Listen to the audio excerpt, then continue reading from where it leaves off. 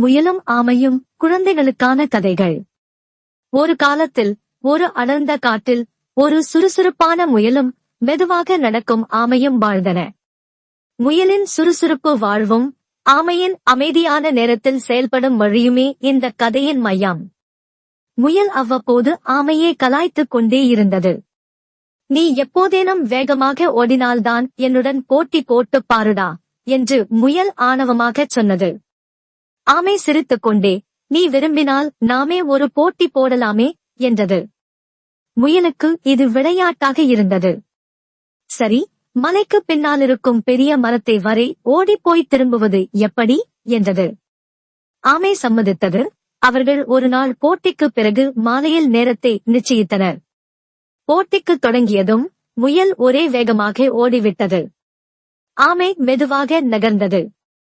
ஆனால் முயல் நடுவே ஓய்வெடுக்க தீர்மானித்தது. ஏனெனில் அது ஆமையை அடித்து பின்னால் விட்டுவிட்டதாக எண்ணியது. அதன் மூச்சு வாங்கும் இடத்திலேயே அது உறங்கிவிட்டது. ஆமை மெதுவாக, ஆனால் உற்சாகமாகச் சென்று கொண்டிருந்தது. சிறிது நேரம் கழித்து முயல் கண்களைத் திறந்தது. அது ஆமையை மிக அருகிலேயே மரத்துக்கு வந்திருப்பதைக் கண்டு அதிர்ந்தது.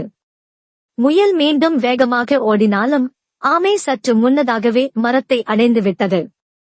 முயல் தன் பிழையை உணர்ந்தது. வேகம் இருந்தாலே வெற்றி கிடைக்காது, உறுதி இருந்தால்தான் வெற்றி உண்டாகும் என்று ஆமை கூறியது. இந்த கதை குழந்தைகளுக்கு எளியதொரு பாடம் அளிக்கிறது. விரைவாக செயல்படுவது முக்கியமில்லை, நிரந்தரமான முயற்சியும் உறுதியும் வெற்றிக்கு வழிவகுக்கும்.